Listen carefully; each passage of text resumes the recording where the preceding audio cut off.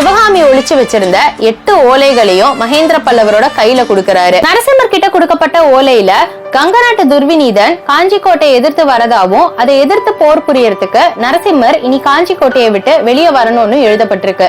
போற வழியில சிவகாமியை எப்படி எல்லாம் பார்க்க போறோம், என்னெல்லாம் பேச போறோம்னு பயங்கர கற்பனையோட போறாரு. ஆயனரோட வீட்டை அடைஞ்ச அவரு பயங்கரமா ஸ்தம்பிச்சு போறாரு. ஏன்னா வீடு மிகப்பெரிய பூட்டு போட்டு பூட்டப்பட்டிருக்கு. மாமல்லர் ஒரு நிமிஷம் சிவகாமியை நின்னு பார்த்துட்டு உடனே அங்கிருந்து கிளம்பி போயிடுறாரு. அவர் கண்ணுல பயங்கரமான கோபம் தெரியுது. குண்டோதரன் வேகமா அவரை தடுக்கணும்னு ஓடி போய் தடுக்கிறான். பயங்கரமா மழை கொட்ட ஆரம்பிக்குது. அவங்க 2 பேருக்கும் பயங்கரமான யுத்தம் நடக்குது. அங்கிருந்து தப்பிச்சு ஓடி போயிடுறான்.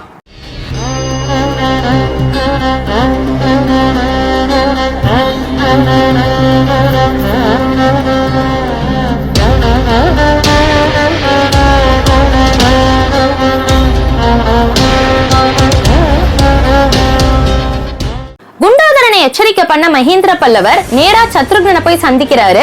2 பேருமா சேர்ந்து மாமல்லரையும் பரஞ்சோதியையும் எச்சரிக்கை பண்றதுக்காக கிளம்பி போறாங்க. அங்க போய் பாக்குறப்போ பரஞ்சோதி கிட்ட மகேந்திர பல்லவர் வேக வேகமா கட்டளைகளை சொல்றாரு. அப்பதான் மாமல்லர் அங்க இல்ல அப்படிங்கிற விஷயம் அவருக்கு தெரிய வருது. பரஞ்சோதி கிட்ட என்னாச்சுன்னு கேக்குறப்போ மாமல்லர் அசோகபுரத்துக்கு போயிருக்கிறதாவும் சிவகாமிய ஆயனரையும் காப்பாத்த போயிருக்கிறதாவும் சொல்றாரு. மகேந்திர பல்லவர் இங்க இருக்கிற வீரர்களை மட்டுமாவது நம்ம காப்பாத்தணும்னு இங்க இருக்கிற வீரர்களை காப்பாத்த ஆயத்தங்கள் பண்றாரு. மாமல்லர் ஒரு குதிரையில ஏறி வெள்ளத்திலேயே நீந்தி அசோகபுரம் நோக்கி வந்துகிட்டு இருக்காரு. சிவகாமியும் ஆயனரும் அவளுடைய அத்தையும் அவங்க தங்கி இருந்த புத்த மடத்துக்கு மேல் மாடத்துல உட்கார்ந்திருக்காங்க. அங்கிருந்து இப்ப சிவகாமி மாமல்லரை பாக்குறா. தன்னை காப்பாத்த அவர் வந்துட்டாருன்னு ரொம்பவே சந்தோஷத்தோட ஆயனரையும் அவங்களுடைய அத்தையும் கூட்டிக்கிட்டு கீழே வரா. அதே சமயம் இன்னொரு பக்கத்துல இருந்து பானை தெப்பத்துல குண்டோதரன் வரான். வர வழியில அந்த புத்த பிக்ஷுவை பிடிச்சு ஏரியில தள்ளி விட்டுட்டு பானை தெப்பத்தை கொண்டு வந்ததா இவங்க கிட்ட சொல்றான். எல்லாருமா சேர்ந்து இந்த பானை தெப்பத்துல ஏறி போறாங்க. ஒரு தீவுக்கு போய் இந்த பானை தெப்பம் திடீர்னு ஒரு மரத்துல மோதி அப்படியே பானை தெப்பம் கவிழ்ந்து போகுது. இவங்க எல்லாருமா சேர்ந்து அங்க இருக்கக்கூடிய மண்டபப்பட்டு அப்படிங்கிற ஒரு கிராமத்துல இந்த வெள்ளம் படிகிற வரைக்கும் தங்கலான்னு முடிவெடுக்கிறாங்க. நரசிம்மர் இங்க இருக்கக்கூடிய நாட்கள் எல்லாமே சிவகாமியோட சந்தோஷமா கழிக்கணும்னு நினைச்சுக்கிட்டு இருக்காரு. அந்த நேரத்துல பின்னாடி பயங்கரமான மேளதாளம் சத்தம் கேக்குது. அவர் அதிர்ச்சியாய் திரும்பி பாக்குறாரு. தான் இங்க இருக்கிறத எல்லார்கிட்டயும் சொல்லி இந்த குண்டோதரன் ஊரையே கூட்டிட்டான் போல இருக்குன்னு பயங்கர கோபத்தோட எந்திரிச்சு போறாரு. ஆனா இவரு நினைச்சதுக்கு நேர்மாறா ஊர் தலைவர் ஆயன சிற்பியாருக்கும் சிவகாமிக்கும் மாலை அணிவிச்சு அவங்க 2 பேரும் இங்க வந்ததுக்கு தான் ரொம்ப பெருமைப்படுறதா சொல்லி அவங்கள ஊருக்குள்ள கூட்டிட்டு போறாங்க. இங்க நின்னுட்டு இருந்த நரசிம்மரை யாருமே கண்டுக்கல. அவரு பயங்கரமா குழம்பி போறாரு. அப்ப குண்டோதரன் அவர்கிட்ட வந்து அவங்க சொன்னது உங்க காதல கேட்கலையா? ஆயன சிற்பியாரையும் அவருடைய சீடர்களையும் இங்கேயே தங்கும்படியா சொல்லியிருக்காங்க. நம்ம 2 பேரும் அவருடைய சீடர்கள் தானே அப்படின்னு கேக்குறான்.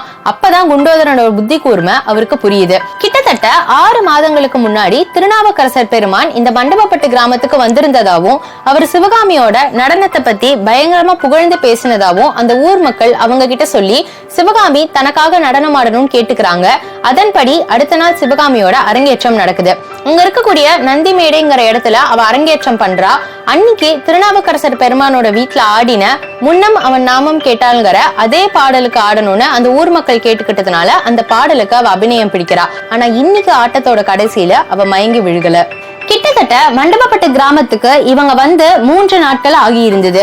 இந்த 3 நாட்களிலுமே சிவகாமி நரசிம்மர் கிட்ட பேசும் பொழுதெல்லாம் தனக்கு மிகப்பெரிய ஒரு ஆபத்து வரப்போறதாவும் அப்படி திருநாவுக்கரசர் பெருமான் ஒரு தடவை தான் தந்தை கிட்ட சொன்னதாவும் இந்த நாட்கள் மட்டும்தான் தான் வாழ்க்கையில சந்தோஷமா இருக்க போறதாவும் இனி மாமல்லர் கூட அவ இப்படி சந்தோஷமா இருக்கவே முடியாதுன்னு தனக்கு தோன்றதாவும் எப்பவுமே வருத்தத்தோடயே பேசுறா.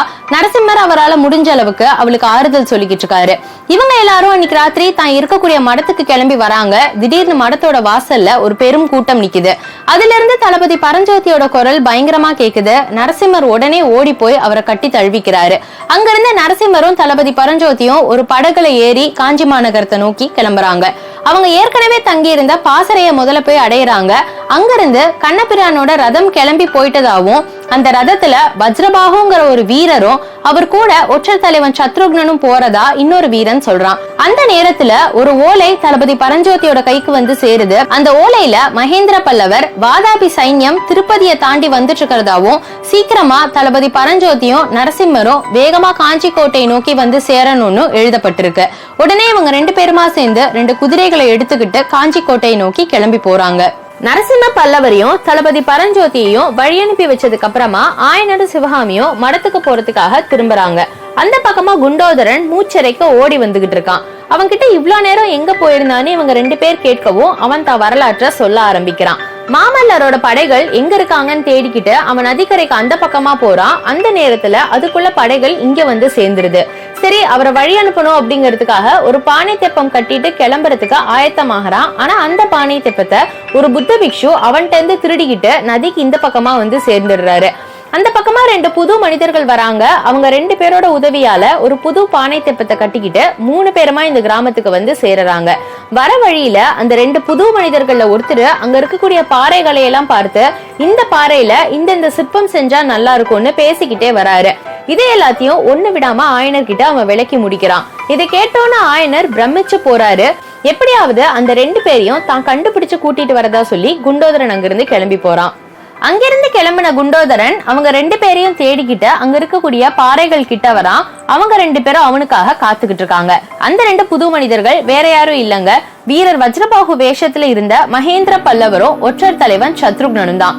அவங்க 2 பேர்கிட்டயும் வந்து ஒரு நாகப்பிடி அமைஞ்ச கத்திய குடுக்கறான். சத்ருக்னன் அந்த கத்திய வாங்க போகும் பொழுது மகேந்திர பல்லவர், பார்த்து சத்ருக்னா, பார்த்து வாங்க, அது நாகநந்தி அடிகளோட கத்தினும் அந்த கத்தியில பாம்போட விஷத்தை கலந்து அந்த எஃகுனாலேயே அந்த கத்தியை அவர் செஞ்சிருக்கிறதாவும் மகேந்திர பல்லவர் விளக்குறாரு. இதனால இந்த கத்தி யார் மேலேயாவது பட்டாலே அவங்க இறந்து போயிடுவாங்கன்னு அவர் சொல்றாரு. இத கேட்ட குண்டோதரன் நடுங்கிக்கிட்டே இப்பேற்பட்ட கத்தி மாமல்லர் மேல பாய இருந்ததுன்னு சொல்றான். இந்த விஷயத்தை கேட்டோன்னு எதுக்குமே கலங்காத மகேந்திர பல்லவரோட மனம் கூட கலங்கி போகுது. அதன்படி தான் இதுவரைக்கும் போன வந்த அந்த விவரங்களை அவங்க கிட்ட சொல்ல ஆரம்பிக்கிறான். மகேந்திர பல்லவரோட கட்டளைப்படி குண்டோதரன் நாகநந்தி அடிகளை பின்தொடர்ந்து வந்துகிட்டு இருக்கான். மகிழ மரத்தடியில மாமல்லரும் சிவகாமியும் பேசிக்கிட்டு இருக்கும் பொழுது கொஞ்சம் தூரத்துக்கு பின்னாடி இன்னொரு மரத்துக்கு பின்னாடி அவர் ஒளிஞ்சுகிட்டு மாமல்லர் மேல இந்த கத்திய வீசறதுக்காக சந்தர்ப்பத்தை எதிர்பார்த்துக்கிட்டு இருக்காரு. ஆனா அவரு கைக்கு எட்டுற தூரத்துல சிவகாமியும் அந்த பக்கம் மாமல்லரும் இருந்ததுனால எங்க சிவகாமி மேல இந்த கத்தி பற்றுமோங்கிற பயத்துல அதை வீசாமலே வச்சுக்கிட்டு இருக்காரு. இப்படியே அவங்க போகக்கூடிய இடத்துக்கெல்லாம் பின்னாடி போய் இந்த கத்திய மாமல்லர் மேல எரியறதுக்காக நாகநந்தி அடிகள் சந்தர்ப்பத்தை எதிர்பார்க்கிறாரு. ஆனா அப்பேற்பட்ட சந்தர்ப்பம் அவருக்கு அமையாமையே போயிடுது.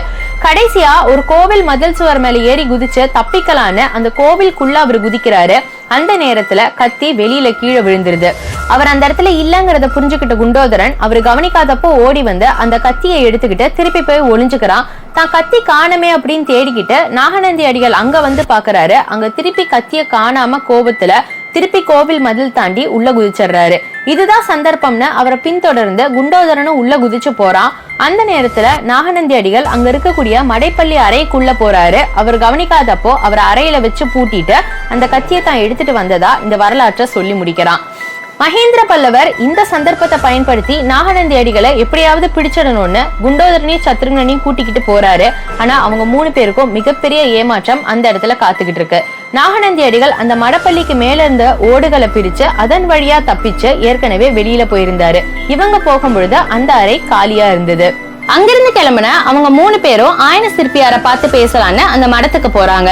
கொஞ்ச நேரம் பேசிட்டு இருக்கிறப்போ மகேந்திர பல்லவர் சிங்களச்சனைய ஆயனர் கிட்ட கொடுத்து, இந்த போர்க்காலத்துல இது உங்களுக்கு உபயோகமா இருக்கும், மொத்தமே இது பல்லவ நாட்டுல 11 பேர்கிட்டதான் இருக்கு, 12வது ஆளா உங்ககிட்ட தான் கொடுக்கறேன் அப்படின்னு அதை கொடுக்கறாரு. அதை வாங்கிட்டு போய் சிவகாமி தன்னுடைய பெட்டியில வைக்கும் பொழுது தூணுக்கு பின்னாடி ஒரு காவி உடை அவளுடைய கண்ணுக்கு தெரியுது. அது நாகநந்தி அடிகள் தான் அவ மனசுக்கு தோணுது. இருந்தாலும் இதை அப்புறம் பாத்துக்கலான்னு அவ வெளியில வந்துடுறா. மகேந்திர பல்லவர் ஆயனர் கிட்ட பேசி முடிச்சுட்டு தான் கிளம்புறதா சொல்றாரு. போற வழியில அங்க இருக்கக்கூடிய பாறைகளை காமிச்சு என்னென்ன பாறைகளை என்னென்ன சிற்பங்களா செய்யலான்னு தான் ஆயனருக்கு யோசனை சொல்றதாவும் சொல்றாரு.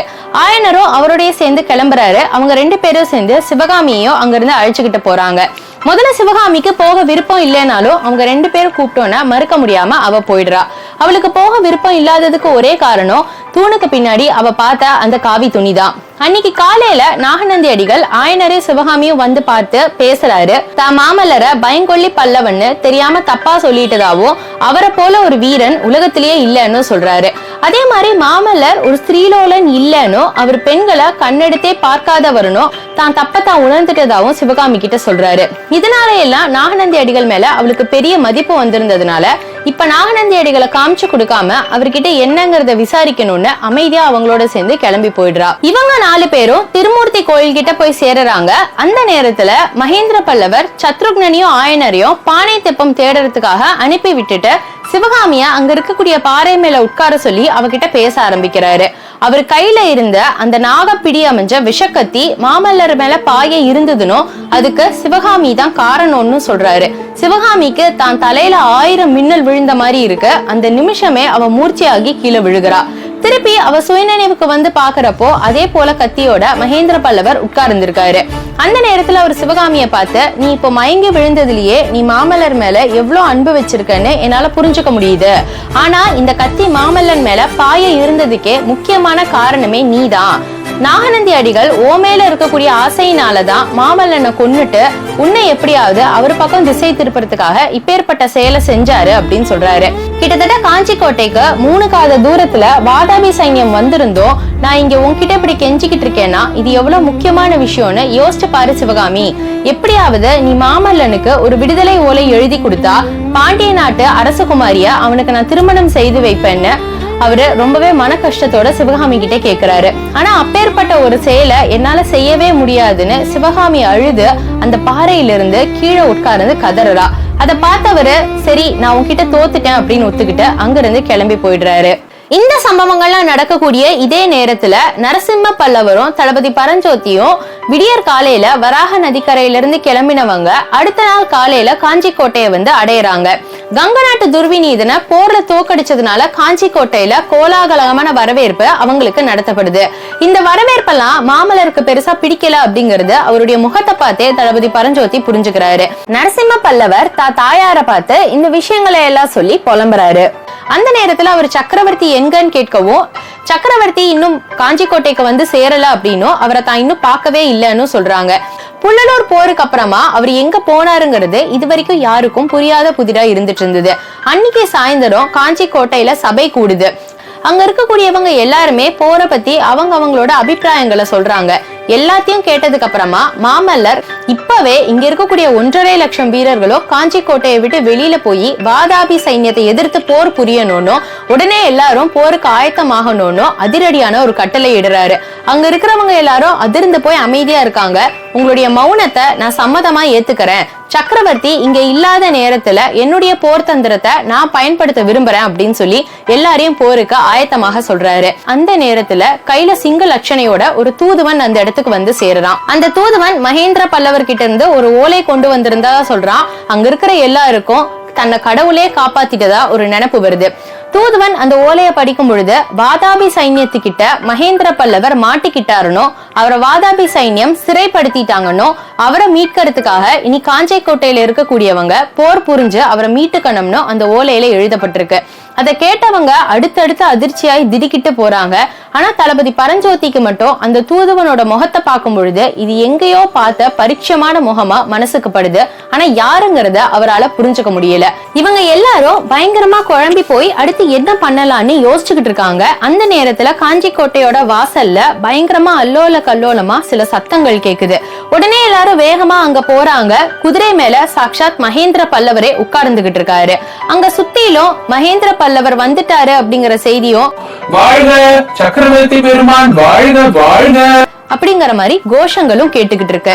உடனே எல்லாரும் மகேந்திர பல்லவர் கிட்ட போறாங்க. அவரு அந்த தூதுவன் வேஷத்துல இருந்தது நாகநந்தி அடிகள்னோ அவர்கிட்ட தான் தான் அந்த சிங்க லட்சணையை கொடுத்து விட்டதாவும் அவர் வாதாபியோட ஒற்றனோ அவரை சிறைப்படுத்துறதுக்காக தான் தான் இப்பேற்பட்ட விஷயங்களை செஞ்சதாவும் இவங்க கிட்ட விளக்கம் கொடுக்கிறாரு. இதெல்லாம் கேட்டு நரசிம்மர் திகச்சு போறாரு. தான் கூட தான் அப்பா சிறைப்படுவாருன்னு தப்பா நினைச்சிட்டோமேன்னு ரொம்பவே சோகமா இருக்காரு. பரஞ்சோதிக்கு அதை விட அதிகமா சோகமாகுது. ஏன்னா நாகநந்தி அடிகளை தனக்கு கூட அடையாளம் தெரியாம போயிடுச்சேன்னு அவரு ரொம்பவே சோகமா இருக்காரு. இவங்க எல்லாரையும் விட ரொம்ப ரொம்ப சோகமா கமலி தான் வீட்டு வாசல்ல அங்க உட்கார்ந்துகிட்டு இருக்கா. அன்னைக்கு விடியற் காலையில மாமல்லர் வந்துட்டாருங்கிற செய்தியும் அதை பின்தொடர்ந்து இப்போ மகேந்திர பல்லவர் வந்துட்டாருங்கிற செய்தியும் அடுத்தடுத்து அவளுடைய காதுகளுக்கு வந்தது. ஆனா இவங்களோட ரதசாரதியா போன தான் கணவன் கண்ணபிரானை இன்னும் காணமேன்னு அவ பயங்கர வருத்தத்தோட உட்கார்ந்துகிட்டு இருக்கா. அந்த நேரத்துல மகேந்திர பல்லவர் கண்ணபிரானை கூட்டிக்கிட்டு வந்து அவகிட்ட பத்திரமா ஒப்படைச்சு அவன் உள்ள வந்துட்டாங்கிறத தெரிவிச்சுட்டு அங்கிருந்து கிளம்பி போயிடுறாரு. கமலி அவன் கிட்ட கோச்சுக்கிட்டு என்ன ஆச்சு 2 நாளா அப்படின்னு கேக்குறா. அவன் பின்வருமாறு தான் வரலாற்றை சொல்ல ஆரம்பிக்கிறான். வராக நதிக்கரையில அவன் நரசிம்மருக்காக காத்துக்கிட்டு இருக்கான். அந்த நேரத்துல புத்த பிக்ஷு அவன் கிட்ட வந்து சிங்க லட்சணையை காமிச்சு தான் ஒரு தூதுவனும் உடனே தான் இப்ப காஞ்சி கோட்டைக்கு போகணும்னு அவசரப்படுத்துறாரு. கண்ணபிரான் சிங்க லட்சணையை காமிச்சதுனால வேற வழியே இல்லாம புத்த பிக்ஷுவ காஞ்சி கோட்டைக்கு கூட்டிக்கிட்டு வரான். அப்படி வந்த புத்த பிக்ஷு தான் இவ்வளவு நேரம் இவ்வளவு விஷயங்களை செஞ்சு கடைசியா சிறைப்பட்டு போனாரு. புத்த பிக்ஷுவ காஞ்சி கோட்டையோட ஒரு சுவர் பக்கத்துல இறக்கி விடுறான். அவர் அகழிய ஒரு பானை தெப்பத்து மூலமா தாண்டி போய் செவுத்துல தெரிஞ்ச ஒரு துவாரத்து மூலமா உள்ள போயிடுறாரு. இப்பேற்பட்ட ஒரு துவாரம் அந்த செவுத்துல இருக்குங்கிறதே கண்ணபிரானுக்கு இவ்வளவு நாள் தெரியாம இருந்தது. அது வழியா இன்னொரு சின்ன புத்த பிக்ஷு ஒரு பானை தெப்பத்தை கட்டிட்டு இந்த பக்கமா வந்துகிட்டு இருக்காரு. இவன் மரத்துக்கு பின்னாடி ஒளிஞ்சிருந்த அந்த புத்த பிக்ஷுவை தாக்கி அவரோடைய அந்த பானை தெப்பத்துல திருப்பி அந்த துவாரத்து வழியா உள்ள நுழையறான். இந்த வரலாற்றை எல்லாம் சொல்லி இப்படித்தான் தான் காஞ்சி கோட்டைக்குள்ள வந்து சேர்ந்ததா கமலி கிட்ட சொல்றான். வாதாபி சைன்யம் காஞ்சி கோட்டைக்கு மிக நெருக்கத்துல வந்துருச்சுனோ இன்னும் 2-3 நாட்கள்ல காஞ்சி கோட்டையோட முற்றுகை தொடர போகுதுன்னு அவன் சொல்லி முடிக்கிறான். வாதாபி சைன்யத்துக்கும் காஞ்சிக்கும் போர் தொடங்க போகுது.